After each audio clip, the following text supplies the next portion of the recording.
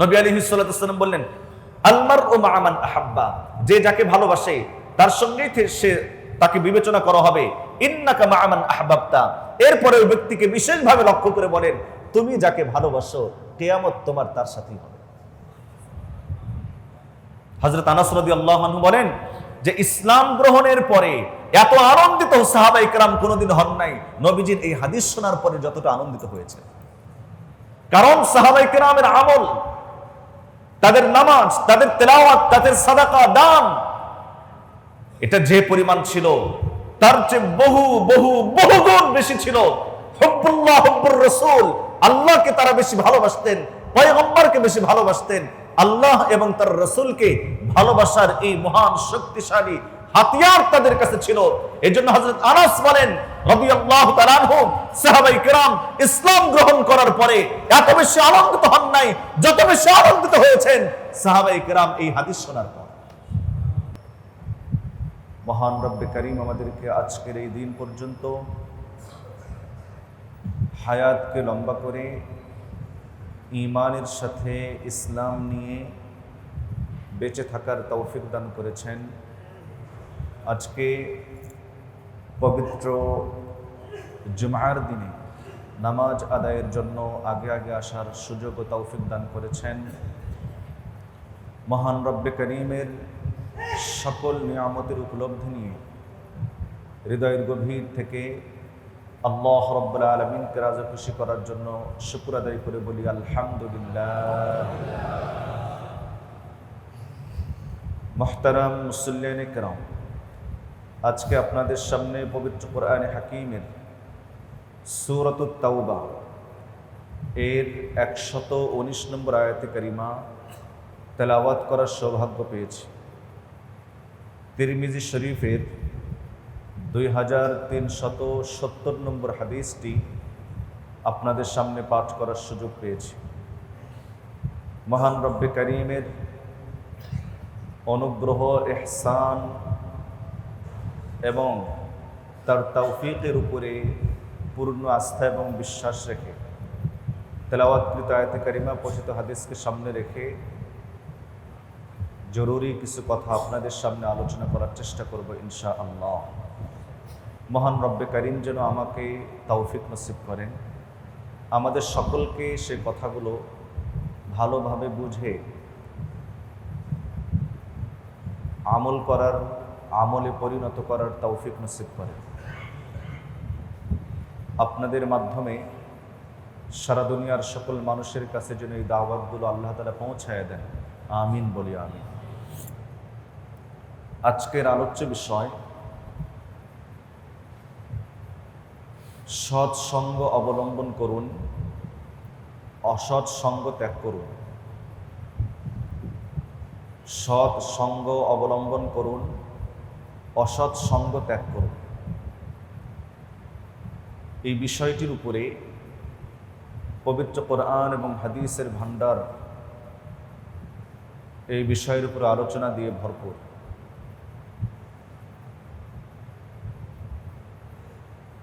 দেখুন, আমরা রমজান মাসের রোজা রেখেছি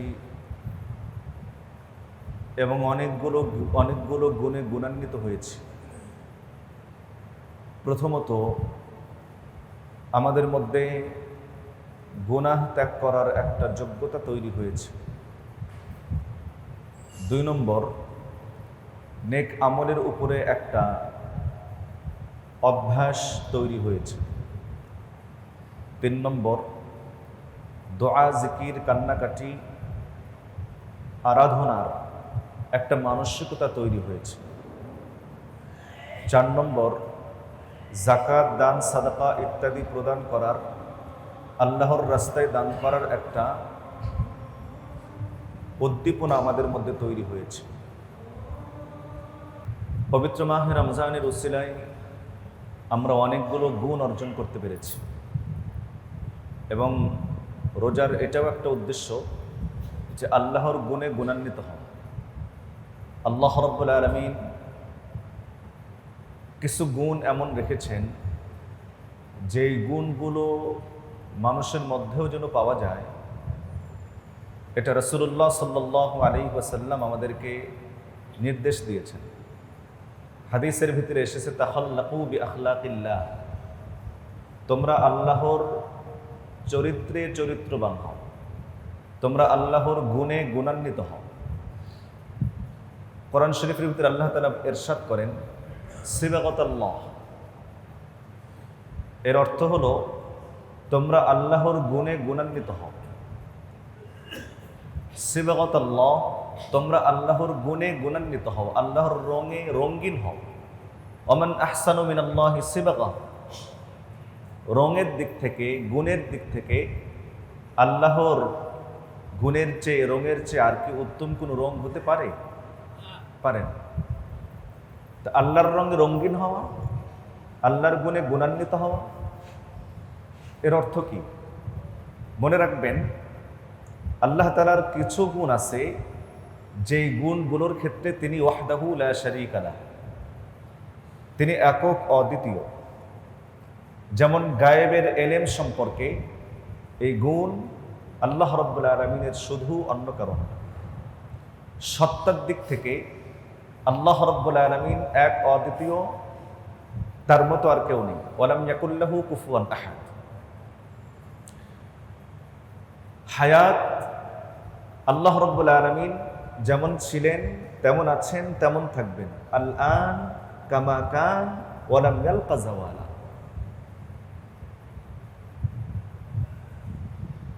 আল্লাহ রাব্বুল আলামিন অনাদি অনন্ত, লা বিদায়াতা লাহু ওয়ালা নিহায়াতা লাহু। আল্লাহ তাআলার সূচনাও নাই, সমাপ্তিও নাই।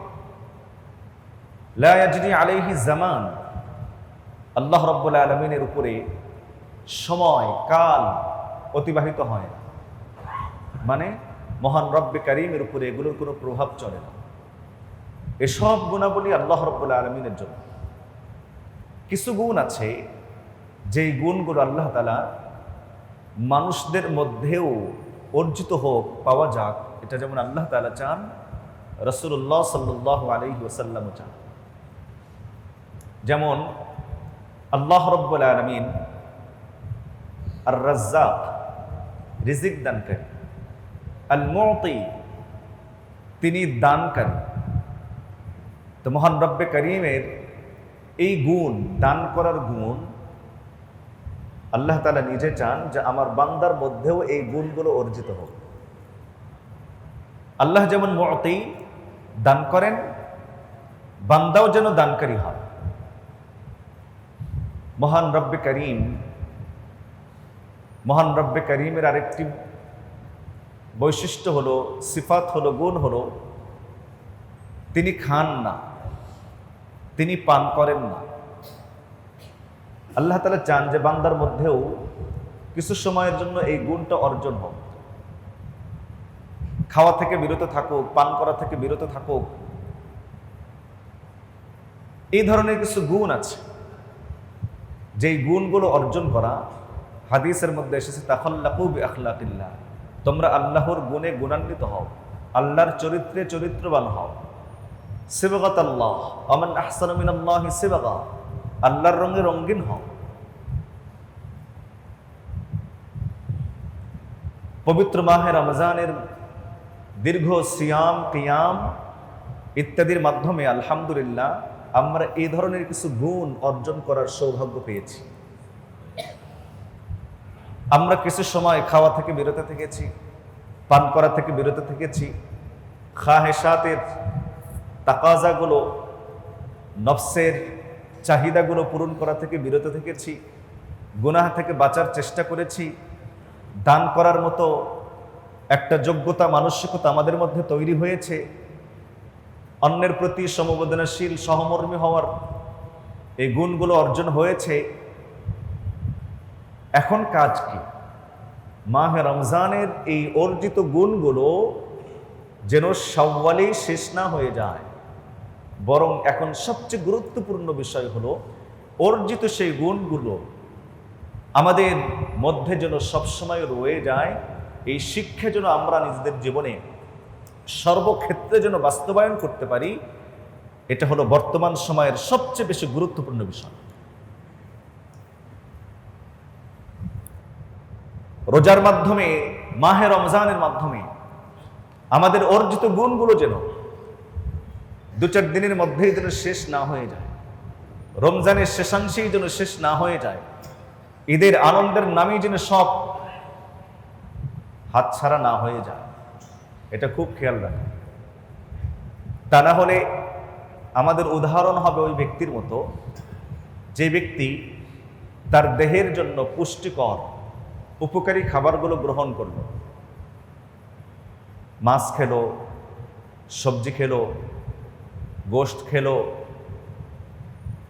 আরো অন্যান্য যে সমস্ত উপকারী খাবারগুলো, মুকাব্বি গেজাগুলো, খাবারগুলো সে খেয়েছে, যা তার শরীরের ভিতরে শক্তি সঞ্চার করবে, তার চোখের দৃষ্টি শক্তিকে বর্ধিত করবে, তার শ্রবণ শক্তিকে ঠিক রাখবে। পুষ্টিকর উপকারী খাবারগুলো গ্রহণ করলো, কিন্তু খাবার খাওয়ার পর মাত্র 5 মিনিটের মধ্যেই গলার ভিতরে আঙ্গুল ঢুকায়া বমি করে বের করে দিল, তাহলে এই ব্যক্তির এই খাবারগুলো যেমন তার কোনো উপকারে আসলো না, যদিও খাবারগুলো উপকারী ছিল, এই খাবার যেমন তাকে তার শরীরের ভিতরে শক্তি সঞ্চার করবে না, পুষ্টি আনবে না, অথচ এগুলো পুষ্টিকর খাবার ছিল। ঠিক এমনিভাবে রোজা মানুষের ঈমানকে বর্ধিত করে, তারাবিহ আল্লাহর প্রেম মহব্বতকে বাড়ায়, দান সাদাকা মানুষের ঈমানের নূরকে, আলোকে আরো বেশি বর্ধিত করে, অন্যান্য ইবাদত বন্দেগী মানুষকে জান্নাতের খুব কাছে নিয়ে যায়। সব ইবাদত বন্দেগীর মধ্যেই এই গুণ আছে, এই পুষ্টি আছে, এই শক্তি আছে যে এই ইবাদত বান্দাকে আল্লাহর কাছে, জান্নাতের কাছে নিয়ে যায়। কিন্তু যদি আমরা ওই ব্যক্তির মতো পুষ্টিকর খাবারগুলো, অর্থাৎ আত্মার পুষ্টিকর খাবারগুলো গ্রহণ করলাম, কিন্তু রমজানের শেষ বিকেলেই, সন্ধ্যায়, রমজান ঈদের আনন্দের নামে যদি আমরা গুনাহের আয়োজন করি, তাহলে আমার উদাহরণ ওই ব্যক্তির মতোই হবে যে আমি আমার গলার ভিতরে আঙ্গুল ঢুকায়া ভিতরের যে শক্তিশালী খাবারগুলো ছিল সব বের করে দিলাম, এই নেক আমলগুলো আমার আর কোনো কাজে আসলো না। ভাই, এর জন্য খুব খেয়াল রাখতে হবে আমাদের, আমরা যা অর্জন করেছি সেগুলো যেন হাতছাড়া না হয়। মাহে রমজানের যে শিক্ষা আমরা পেয়েছি এটা যেন আমরা বিস্মৃত না হয়। আল্লাহর সাথে আমাদের যে মহাব্বতের সম্পর্ক হয়েছে তা যেন আমরা ভুলে না যাই। আজকের এই জুমাতে এটা খুব ভালো করে আমাকে চিন্তা করতে হবে। নেককার কাদেরকে বলা হয়? যাদের কাছে নেকি থাকে। ধনী কাকে বলা হয়? যার কাছে ধন থাকে। সম্পদশালী কাকে বলে? যার কাছে সম্পদ থাকে। বেশি উপার্জন করলো, রাখতে পারলো না, ধনী না, তার কাছে ধন নেই, সম্পদ নেই। মুহতারাম হাজিরিন, আল্লাহওয়ালাদের সাথে আমাদের পার্থক্য এখানেই, নেককারদের সাথে আমাদের পার্থক্য এখানেই যে নেককাররা, আল্লাহওয়ালাগণ যা অর্জন করেন তা রক্ষা করেন। আমরা যা অর্জন করি তা রক্ষা করি না, রক্ষা করার চিন্তাও করি না, চেষ্টাও করি না। আল্লাহওয়ালাদের সাথে আমাদের পার্থক্য এখানেই, তারা যা অর্জন করেন সেগুলোকে রক্ষা করেন, আর আমরা যা অর্জন করি তা আমরা রক্ষা করি না, করতে পারি না।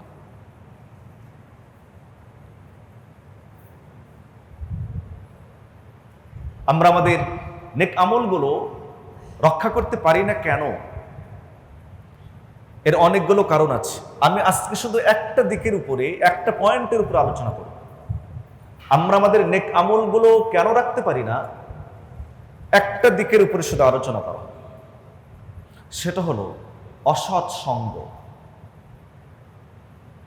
মানুষ যখন অসৎ সঙ্গ অবলম্বন করে তখন ওই মানুষ নেক আমল রাখতে পারে না, নেকি ধরে রাখতে পারে না, যা অর্জন করেছিল এগুলার সেভ রাখতে পারে না, অ্যাকাউন্টে যা জমা করেছিল এগুলার সে রক্ষা করতে পারছে না যখন সে অসৎ সঙ্গ অবলম্বন করে।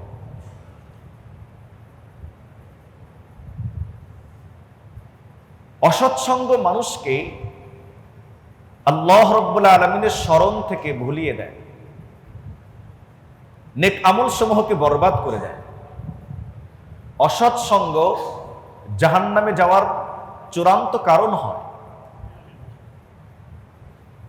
আপনি এবং আমি ভালো কি মন্দ এটা বাছবিচার করার জন্য আমি ভালো কিনা আমারই জিজ্ঞাসা করেন না, আমার চারপাশের লোকদেরকে তাদেরকে দেখেন।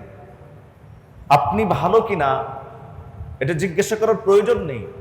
আপনার বন্ধু বান্ধবদেরকে দেখলে বোঝা যাবে যে আপনি কোন পর্যায়ের ব্যক্তিত্ব। কারণ আরবি ভাষা একটা কথা আছে, আল জিনসু ইয়ামিলু ইলাল জিনস, যে প্রকৃতির তার ঝোঁক আকর্ষণ থাকে ওই প্রকৃতির মানুষের দিকে, যে প্রকৃতির ওই প্রকৃতি সেদিকেই ধাবিত হয়। আমার চারপাশের ফ্রেন্ড সার্কেল যদি, বন্ধু মহল যদি হয় নেককার, পরহেজগার, নামাজি, দিনদার, তাহলে আপনি যে একজন ভালো মানুষ এটা বুঝতে আর বাকি থাকবে না। আমার চারপাশের লোক যদি হয় মদারু, সুদারু, চরিত্রহীন, প্রকাশ্য আল্লাহ বিরোধী কর্মকাণ্ডে লিপ্ত, পর্দা নাই, নামাজ নাই, তেলাওয়াত নাই, মসজিদ নাই, মাদ্রাসা নাই, আলেম ওলামা নাই, চারপাশের বন্ধু মহল যদি হয় এমন, তাহলে বুঝতে বাকি নেই আপনি কেমন। চারপাশের বন্ধু মহল যদি হয় এমন, তাহলে বুঝতে বাকি নেই আপনি আর আমি কেমন। হাদিসে পাকের ভিতরে রাসূল করিম সাল্লাল্লাহু আলাইহি ওয়াসাল্লাম সৎ সঙ্গী আর অসৎ সঙ্গীর উদাহরণ দিয়েছেন। সৎ সঙ্গী আর অসৎ সঙ্গীর উদাহরণ দিয়েছেন। আল্লাহর পয়গম্বর সাল্লাল্লাহু আলাইহি ওয়াসাল্লাম বলেন, সৎ সঙ্গীর উদাহরণ হলো আতর বিক্রেতার মতো। কার মতো? খুশবু বিক্রেতার মতো, আতর বিক্রেতার মতো।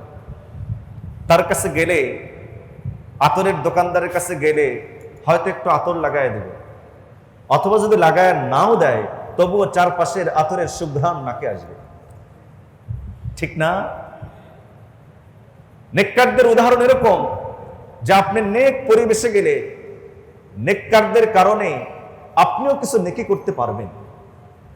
আর যদি নেক কাজ করার সুযোগ যদি নাও হয়, কমপক্ষে নেকির কাজ করার একটা আকর্ষণ, আগ্রহ পয়দা হবে। আচ্ছা, আপনাদের কাছে একটা প্রশ্ন রাখি। আপনাদের সামনে এই যে মাথার উপরে দুটা লাইট জ্বলছে না, জ্বলতেছে না? লাইটের কাছে কি এখন আলো চাচ্ছি আমরা? আলো চাওয়ার কি প্রয়োজন আছে? আলো চাচ্ছি না, আলো চাওয়ার প্রয়োজনও নাই। কেন? আলোর পরিবেশে এসেছি বিধায় আলো পাচ্ছি, আলো চাওয়ার কোনো দরকার নেই। ঠিক মনে রাখবেন, যারা নেক বন্ধু অবলম্বন করে, সৎ সঙ্গ অবলম্বন করে, নেককার পরহেজগার ফ্রেন্ড সার্কেল যারা খুঁজে বেড়ায়, ভালো পরিবেশে যখন যায় সেখানে ভালো কাজ করার কথা বলার প্রয়োজন হয় না। যেমন আলোর কাছে আসলে, যেমন লাইটের কাছে আসলে আলো যেমন পায়, নেককারদের পরিবেশে গেলে তখন নেকির কাজ করতে এমনি সেই উৎসাহিত হয়। সরকারে দো আলম সাল্লাল্লাহু আলাইহি ওয়াসাল্লাম উদাহরণ দিয়ে বলেন, তোমার নেক সঙ্গী, ভালো বন্ধু, তাদের উদাহরণ হচ্ছে আতর বিক্রেতার মতো। গেলে হয়তো একটু আতর লাগিয়ে দিবে, না হয় কমপক্ষে আতরের খুশবু তুমি অনুভব করতে পারো। অসৎ সঙ্গীর উদাহরণ কি? রাসূলুল্লাহ সাল্লাল্লাহু আলাইহি ওয়াসাল্লাম বলেন, অসৎ সঙ্গীর উদাহরণ হচ্ছে লৌহ কর্মে যারা লিপ্ত, কর্মকার, তাদের মতো। সেখানে গেলে, তাদের কাছে বসলে আগুনের স্ফুলিঙ্গের কিছু অংশ তোমার শরীরের কাপড়কে পুড়িয়ে দিবে, আর যদি অগ্নিস্ফুলিঙ্গ নাও যদি লাগে তবুও সেখানে গেলে চোখে মুখে ধোঁয়া লাগবে। পাপীদের উদাহরণ এরকম, পাপী বন্ধু মহলের উদাহরণ এরকম। আপনাদের জানা আছে, একজন দুইজন উদাহরণ নয়, বরং আপনাদের কাছে ডজন ডজন উদাহরণ আছে। যারা অসৎ সঙ্গ অবলম্বন করার কারণে বিচ্যুত হয়েছে, ভালো পথ থেকে তারা বিচ্যুত হয়েছে,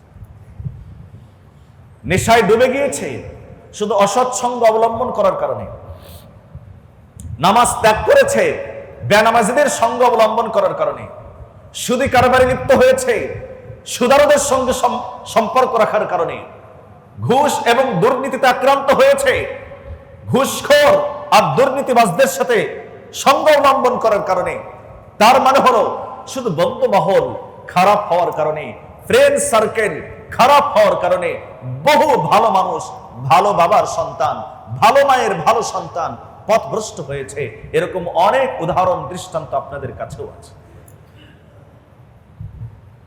এই জন্য তিরমিজি শরীফের 2370 নম্বর হাদিসে আল্লাহর রাসূল সাল্লাল্লাহু আলাইহি ওয়াসাল্লাম ইরশাদ করেন, আল মারউ আলা দীনি খালিলিহি, মানুষ তার বন্ধুর রীতিনীতি অবলম্বন করে থাকে। আল্লাহর পয়গম্বরের কথা এটা। আল মারউ আলা দীনি খালিলিহি, মানুষ তার বন্ধুর রীতিনীতির উপর অনুসরণ করে থাকে, চলে থাকে। ফালয়ানজুর আহাদুকুম, অতএব তোমাদের খুব ভালো করে দেখা উচিত, চিন্তা করা উচিত, ভাবা উচিত, মাই খালিল, যে তোমাদের কেউ কাকে বন্ধু বানাচ্ছে। তোমাদের প্রত্যেকেরই ভেবে দেখা উচিত যে তোমরা কাকে বন্ধু বানাচ্ছ। রাসূল করিম সাল্লাল্লাহু আলাইহি ওয়াসাল্লামের কাছে ওই বিখ্যাত হাদিস আপনাদের জানা, নবীজির কাছে সাহাবী এসে জিজ্ঞাসা করেন, মাতা কিয়ামুস সাআ, কিয়ামত কবে হবে? হযরত আনাস রাদিয়াল্লাহু তাআলা বলেন, ফাকামান নবিয়্যু সাল্লাল্লাহু আলাইহি ওয়াসাল্লাম ইলা সালাহ, নবী আলাইহিস সালাতু ওয়াসসালাম তখন নামাজের দিকে মনোনিবেশ করলেন, অর্থাৎ নামাজ শুরু করলেন। নামাজ থেকে ফারিগ হওয়ার পর জিজ্ঞাসা করলেন, আইনা সাইল, প্রশ্নকারী কোথায়? কি প্রশ্ন? কিয়ামত কবে হবে? নবীজি বলেন, আইনা সাইল, প্রশ্নকারী কই? প্রশ্নকারী বলেন, ফাকুলতু আনা ইয়া রাসূলুল্লাহ, বললেন ইয়া রাসূলুল্লাহ, আমি উপস্থিত আছি। আল্লাহর রাসূল সাল্লাল্লাহু আলাইহি ওয়াসাল্লাম জিজ্ঞাসা করলেন, মা আ'দাত্তা লাহা, কিয়ামতের জন্য কি প্রস্তুতি নিয়েছো?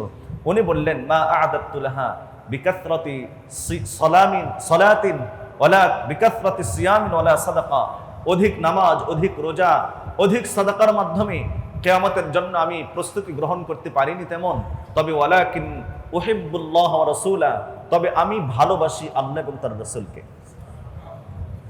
নবী আলাইহিস সালাতু ওয়াসসালাম বললেন, আল মারউ মা মান আহাব্বা, যে যাকে ভালোবাসে তার সঙ্গেই সে তাকে বিবেচনা করা হবে। ইন্নাকা মা মান আহবাবতা, এরপরে ওই ব্যক্তিকে বিশেষভাবে লক্ষ্য করে বলেন, তুমি যাকে ভালোবাসো কিয়ামত তোমার তার সাথেই হবে। হযরত আনাস রাদিয়াল্লাহু আনহু বলেন যে ইসলাম গ্রহণের পরে এত আনন্দিত সাহাবায়ে কেরাম কোনোদিন হন নাই নবীজির এই হাদিস শোনার পরে যতটা আনন্দিত হয়েছে। কারণ সাহাবায়ে কেরামের আমল, তাদের নামাজ, তাদের তেলাওয়াত, তাদের সাদাকা, দান, এটা যে পরিমাণ ছিল তার চেয়ে বহু বহু বহু গুণ বেশি ছিল হুব্বুল্লাহ হুব্বুর রাসূল, আল্লাহকে তারা বেশি ভালোবাসতেন, পয়গম্বরকে বেশি ভালোবাসতেন। আল্লাহ এবং তার রাসূলকে ভালোবাসার এই মহান শক্তিশালী হাতিয়ার তাদের কাছে ছিল।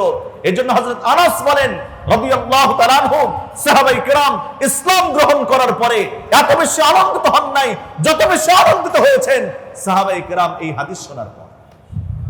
তার মানে তাদের কাছে দুইটা আনন্দের সবচেয়ে বড় উপকরণ ছিল, এক নম্বর হলো ইসলাম গ্রহণের আনন্দ, দুই নম্বর হলো আল্লাহ এবং তার রাসূলকে ভালোবাসার আনন্দ।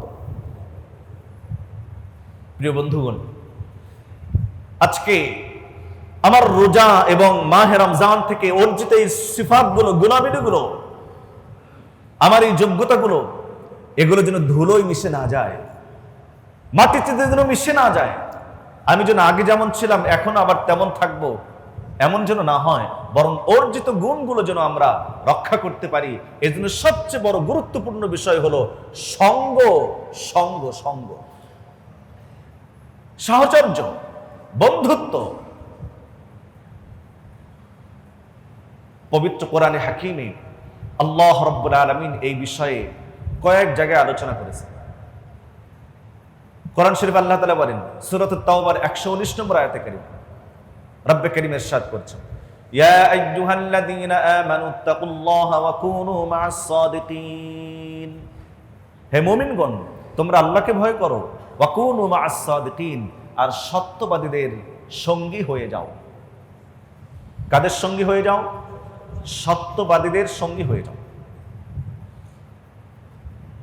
সত্যবাদী কারা? সত্যবাদী কারা? সাদিকিনদের সঙ্গী হয়ে যাও, সত্যবাদীদের সঙ্গী হয়ে যাও। সত্যবাদী কারা? আল্লাহ রাব্বুল আলামিন তাদের একটা ফিরিস্তি দিয়েছেন, লাইসাল বিররা আন তুওয়াল্লু ওয়ুজুহাকুম কিবালাল মাশরিকি ওয়ালাকিন্নাল বিররা মান আমানা বিল্লাহি ওয়াল ইয়াউমিল আখিরি ওয়াল মালাইকাতি ওয়াল কিতাবি ওয়ান নাবিয়্যিন ওয়া আতাল মালা আলা হুব্বিহি যাবিল কুরবা ওয়াল ইয়াতামা ওয়াল মাসাকিন ওয়া ইবনাস সাবিল والسائلين وفي الرقاب وأقام الصلاة وآتى الزكاة والموفون بعهدهم إذا عاهدوا والصابرين في البأساء والضراء وحين البأس। আল্লাহ রাব্বুল আলামিন পবিত্র কোরআনে কারীমে সাদিকিনদের সত্যবাদীদের 16টি আলামত বলেছেন। 16টি আলামত, 16 গুণ যাদের মধ্যে আছে তারা হচ্ছেন সাদিকিন, সত্যবাদী। আল্লাহ তাআলা তাদের সঙ্গ অবলম্বন করতে বলেছেন।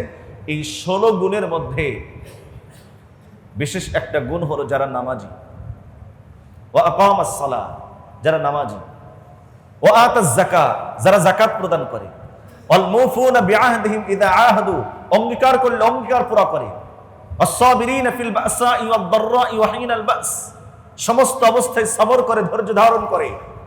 সাদিকিন কারা? যারা মিসকিন অসহায়দেরকে ভালোবাসে, যারা প্রতিবেশীর হক আদায় করে। সাদিকিন কারা? যারা আত্মীয়দের প্রতি খেয়াল রাখে। আল্লাহ রাব্বুল আলামিন এইভাবে 16টি গুণ বর্ণনা করেছেন। যাদের ভিতরে এই 16 গুণ আছে, রব্বে কারীম বলেন উলাইকাল্লাযীনা সাদাকু ওয়া উলাইকা হুমুল মুত্তাকুন, তারাই হলো সত্যবাদী, তারাই হলো মুত্তাকি। আর মুত্তাকিদের, সত্যবাদীদের সঙ্গ অবলম্বন করার সরাসরি নির্দেশ দিয়েছেন খোদ আল্লাহ রাব্বুল আলামিন। তার মানে সঙ্গ অবলম্বন করার ক্ষেত্রে নেককারদেরকে অবলম্বন করাটা এটা ফরজ, সাধারণ কোনো বিধান নয়। প্রাণ প্রিয় মুসল্লিনে কেরাম, আপনি আপনার ফ্রেন্ড সার্কেলের দিকে এই মুহূর্তে 1 সেকেন্ডের ভিতরে একটু নজর বুলান। আপনার চারপাশের বন্ধু কারা? নামাজি না বেনামাজি? আত্মীয়তা সম্পর্ক রক্ষাকারী না ছিন্নকারী? যাকাত প্রদানকারী না যাকাত ভক্ষণকারী? গরিব অসহায় মিসকিনদের সঙ্গে উত্তম আচরণকারী নাকি খারাপ ব্যবহারকারী? তারা কি মসজিদমুখী নাকি মসজিদ বিমুখ? আপনার ফ্রেন্ড সার্কেলের দিকে এখানেই বসে একটু বিবেকের দৃষ্টিতে তাকিয়ে দেখেন চারদিকের ফ্রেন্ড সার্কেল কেমন। তারা কি সুদ থেকে বাঁচে না সুদারু? তারা কি ঘুষ দুর্নীতি থেকে বাঁচে নাকি সুদখোর আর দুর্নীতিবাজ? তারা কি ন্যায় অন্যায় পার্থক্য করে না করে না? হালাল হারামের তমিজ করে না করে না? চারদিকে আপনার বন্ধু মহলের দিকে তাকায় দেখেন। আল্লাহ রাব্বুল আলামিন নেক বন্ধুদের সঙ্গ অবলম্বন করার নির্দেশ দিয়েছেন এবং এটা ফরজ হুকুম। আমরা নেকি অর্জন করি, রক্ষা করতে পারি না কেন? সঙ্গ ভুল হওয়ার কারণে। কোরআন শরীফ আল্লাহ তাআলা বলেন ومن يطع الله والرسول فاولئك مع الذين انعم الله عليهم من النبيين والصديقين والشهداء والصالحين। 4 প্রকার মানুষ যাদের সঙ্গ অবলম্বন করব। নবীগণ। এখন কি নবীগণ আছেন? আমাদের নবী আলাইহিস সালাতু ওয়াস সালাম যদিও সশরীরে দুনিয়ার এই হায়াতে নবীজি নেই, বরজাখী হায়াতে নবী আলাইহিস সালাতু ওয়াস সালাম আছেন, কিন্তু নবী আলাইহিস সালাতু ওয়াস সালামের আদর্শ সুন্নাহ রয়ে গেছে না যায় নাই?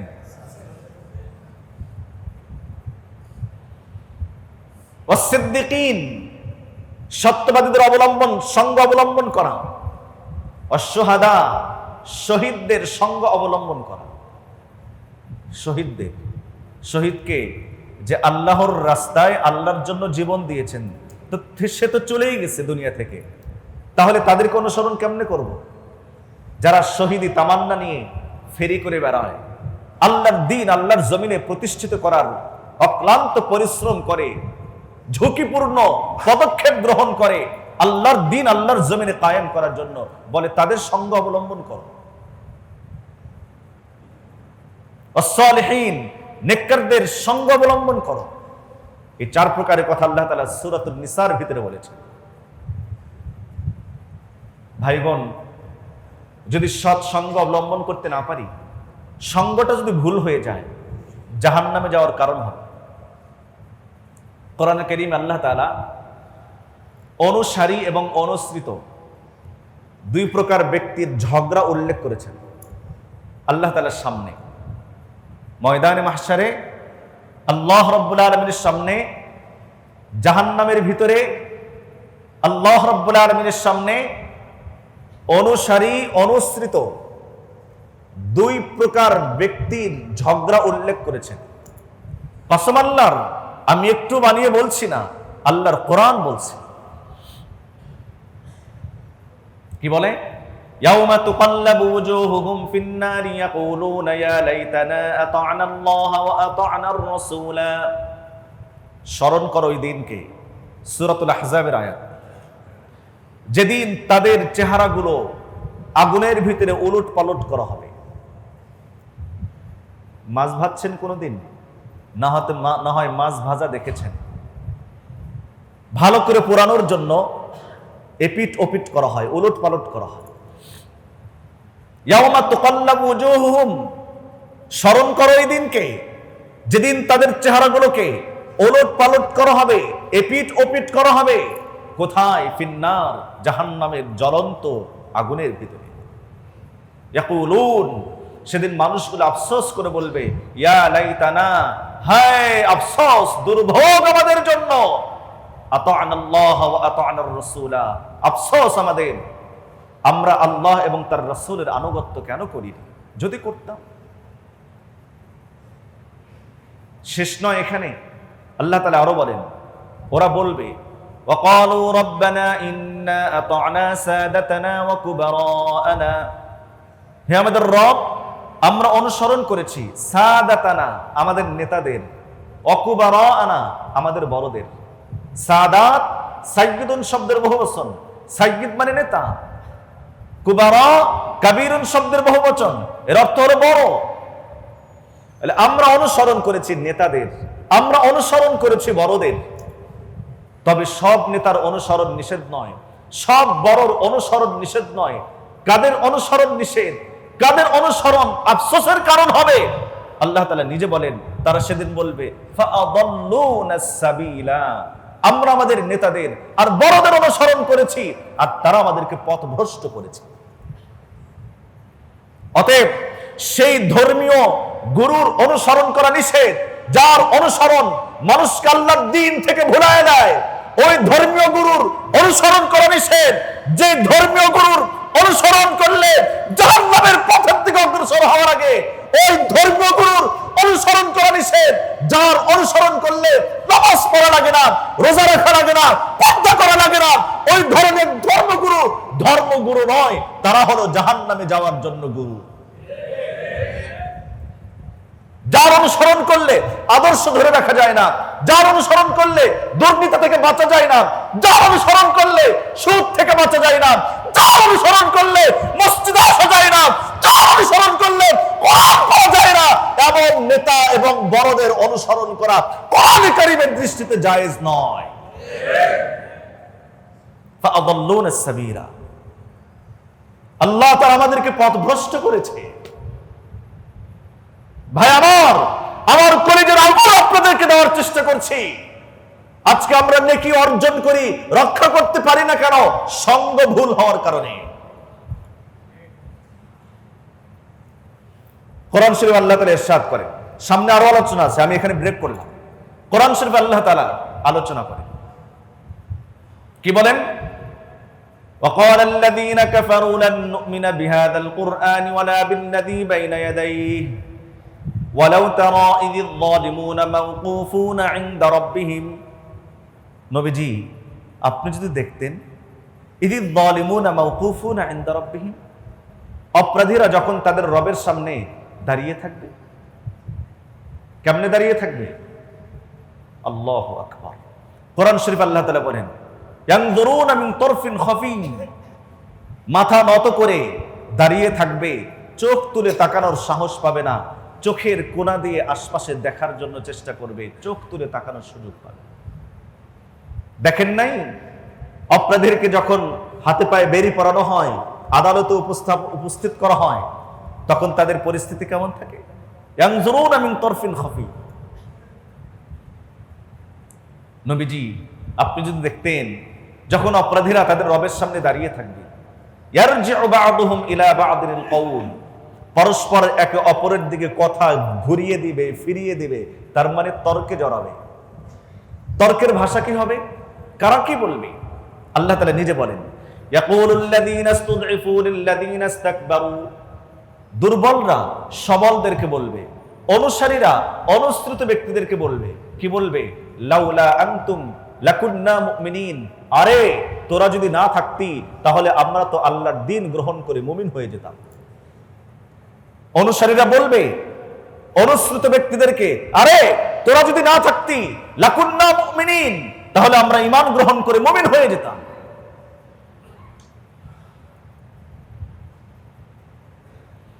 قال الذين استكبروا للذين استضعفوا, তখন অনুসৃত ব্যক্তিরা সবলরা বলবে দুর্বলদেরকে, আনাহনু সাদাদনাকুম আনিল হুদা বাদা ইয জাআকুম, তোমাদের কাছে সত্য এসে যাওয়ার পরও কি আমরা তোমাদেরকে বাধা দিয়েছি? বাল আনতুম মুজরিমিন, বরং তোমরা নিজেরাই তো অপরাধী, নিজেরাই তো অপরাধী। তখন দুর্বলরা সবলদেরকে আবার লক্ষ্য করে বলবে, وقال الذين استضعفوا للذين استكبروا بل مكر الليل والنهار,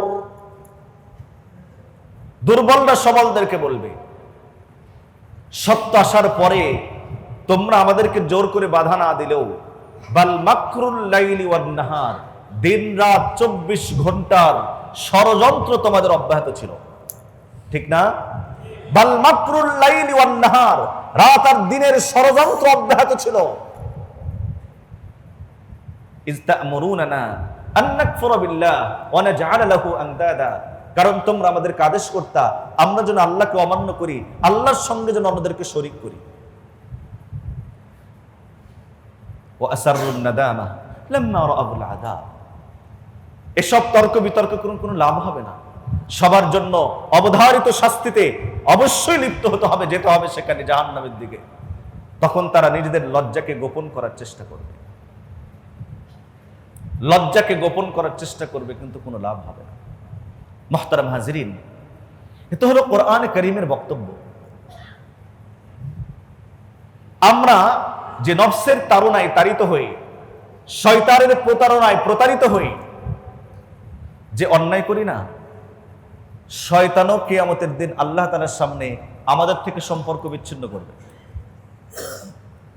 মহান রব্বে কারীম সূরা ইব্রাহিমের ভিতরে বলেন, ওয়াকালা শাইতান, শয়তান বলবে কখন? লাম্মা কুদিয়াল আমর, যখন চূড়ান্ত ফয়সালা হয়ে যাবে। কি বলবে? ইন্নাল্লাহা ওয়া'আদাকুম ওয়া'দাল হাক্ক, আল্লাহ তোমাদেরকে যে ওয়াদা করেছেন সেই ওয়াদাই হলো সত্য। ওয়া'আদতুকুম ফাআখলাফতুকুম, আমি তোমাদেরকে বিভিন্ন ওয়াদা করেছিলাম, আজকে তার খেলাফ করলাম। আল্লাহ যেটা ওয়াদা করেছেন সেটাই ছিল সত্য ওয়াদা।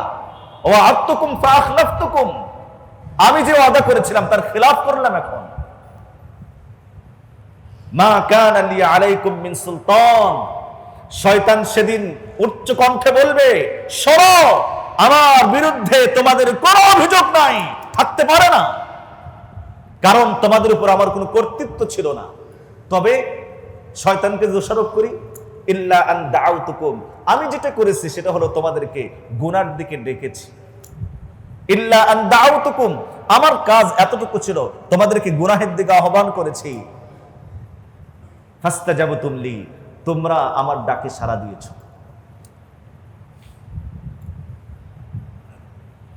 মা আনা বিমুসরিখিকুম ওয়া মা আনতুম বিমুসরিখি, আজকে তোমরাও আমাকে রক্ষা করতে পারবে না, আমিও তোমাদেরকে রক্ষা করতে পারবো না। ইন্নী কাফারতু বিমা আশরাকতুমুনি মিন ক্বাবল, এর পূর্বে তোমরা আমার সঙ্গে যাদেরকে শরীক করেছো, এখন কাকে কাকে শরীক করেছি ফিরিস্তি দিলেও শেষ হবে না। তাহলে তোমরা এর পূর্বে আমার সঙ্গে যাদেরকে শরীক করেছো সব অস্বীকার করলাম, সব অস্বীকার করলাম।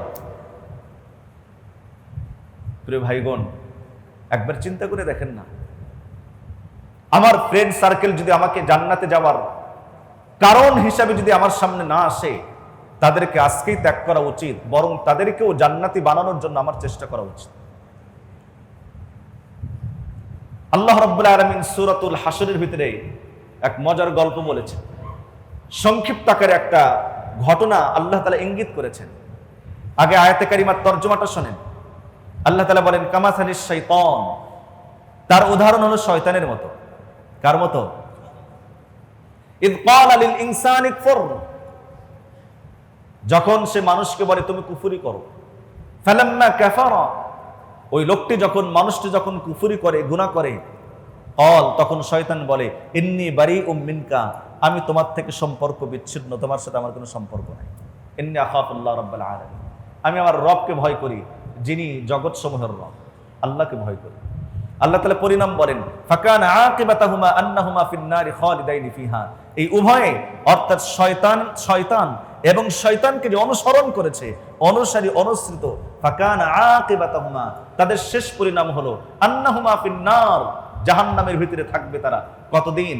খালিদাইনি ফিহা, চিরকাল। এই আয়াতে কারিমার তাফসীরে উলামায়ে কেরাম এক ঘটনা উল্লেখ করেছেন। পূর্ববর্তী যুগের বনি ইসরাইলের একজন বিশিষ্ট আবেদ ছিল, আবেদ ইবাদতকারী ছিল। আবেদ আর আলেমের মধ্যে পার্থক্য আছে না? হাজার আবেদকে পথভ্রষ্ট করা শয়তানের জন্য সহজ, কিন্তু একজন আলেমকে পথভ্রষ্ট করা তার চেয়ে কঠিন। আলেম আর আবেদের মধ্যে পার্থক্য আছে। আলেম এলেম ছাড়া হয় না, আবেদ এলেম ছাড়াও ইবাদত করতে পারে। আবেদ মানে ইবাদতকারী। বনি ইসরাইলের একজন আবেদ ছিল, জঙ্গলে বসে বসে ইবাদত করত, সন্ন্যাসী ছিল, সংসার ত্যাগী ছিল।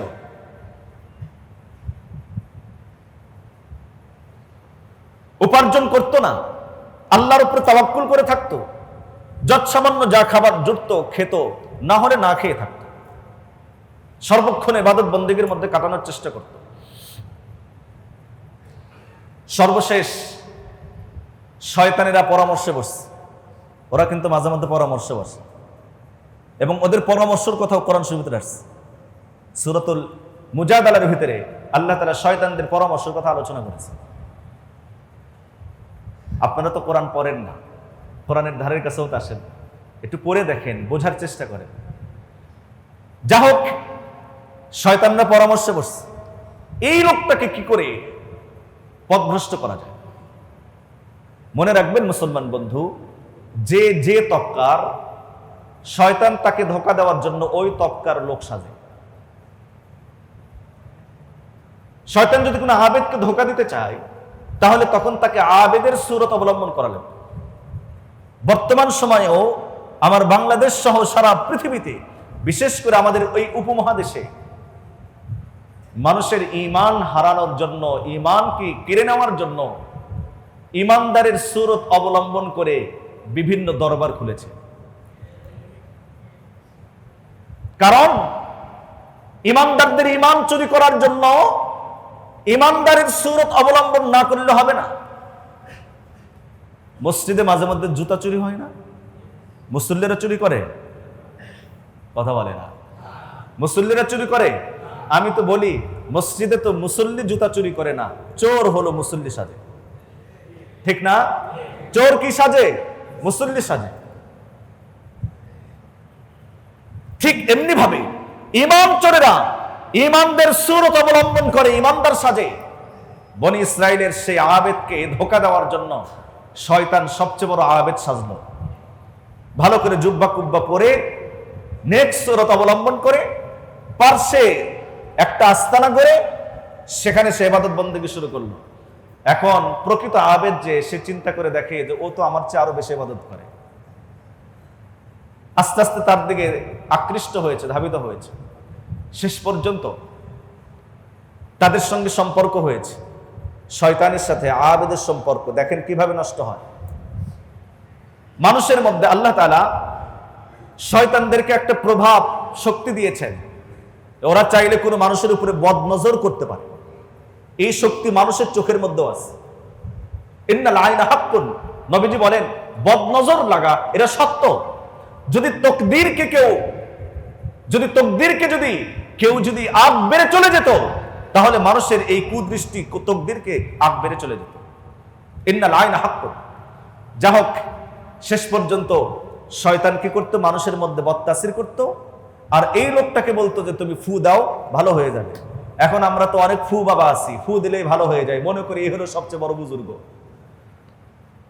মুহতারাম হাজিরিন, শেষ পর্যন্ত একজন যুবতী মেয়ের ভিতরে উপরে বদতাসির করেছে, তাকে এই আবেদের কাছে পাঠাইছে, শেষ পর্যন্ত গুনাহে লিপ্ত করেছে, শেষ পর্যন্ত তার সেই ইবাদতখানাকে, আস্তানাকে জনগণ একদম সম্পূর্ণ মিসমার করে দিয়েছে, ফাঁসির কাস্টে ঝুলানো হয়েছে। শয়তান তখন শয়তানের সুরত ধারণ করে এসে বলে, যদি বাঁচতে চাও আমার পায়ে সেজদা করো, তাহলে তোমারে বাঁচাইয়া দেব। সে যেহেতু এর আগে মানুষকে হত্যা করেছে, অন্যায় করেছে, বড় বড় গুনাহগুলো কুফরের রাস্তাকে সহজ করে দেয়, দরজাকে খুলে দেয়, সে এখন শয়তানের সামনে সেজদা করতে তার কোনো আর বাধা থাকলো না, শয়তানকে সেজদা করলো। শয়তান তখন অট্ট হাসি দিয়ে বলল যে ইন্নী কাফারতু বিমা আশরাকতুমুনি মিন ক্বাবল, বলে ইন্নী বারিউম মিনকা, তোমার সাথে আজকের থেকে আর আমার কোনো সম্পর্ক নেই। মুহতারাম হাজিরিন, আমরা রমজানে যেই সিফাতগুলো, গুণগুলো অর্জন করেছি, এই নেকিগুলোকে ধরে রাখার জন্য, সংরক্ষণ করার জন্য সবচেয়ে বড় বিষয় হলো সৎ সঙ্গ অবলম্বন করুন। যাদের মাধ্যমে মসজিদে আসা শেখা যায়, আখিরাত শেখা যায়, দ্বীন শেখা যায়, কোরআনে কারীম শেখা যায়, আল্লাহর কথা মনে পড়ে, আখিরাতের কথা স্মরণ হয়। আপনার চারপাশের ফ্রেন্ড সার্কেল যেন হয় এমন যাদের মাধ্যমে আল্লাহর কথা স্মরণ হবে। কি বলেন? পার্বত ইনশাআল্লাহ। আজকে যদি আমরা এতটুকু গ্রহণ যদি করতে পারি, ইনশাআল্লাহ আমরাও নেককারদের অন্তর্ভুক্ত হয়ে আল্লাহর কাছে সম্মানিত হব। মহান রব্বে কারীম আমাদের সকলকে উত্তম তৌফিক নসিব করেন। আল্লাহুম্মা আমিন। ওয়া আখিরু দাওয়ানা আনিল হামদুলিল্লাহি রাব্বিল আলামিন। যারা সুন্নাত পড়ে নাই শুধু 4 রাকাত সুন্নাত আদায়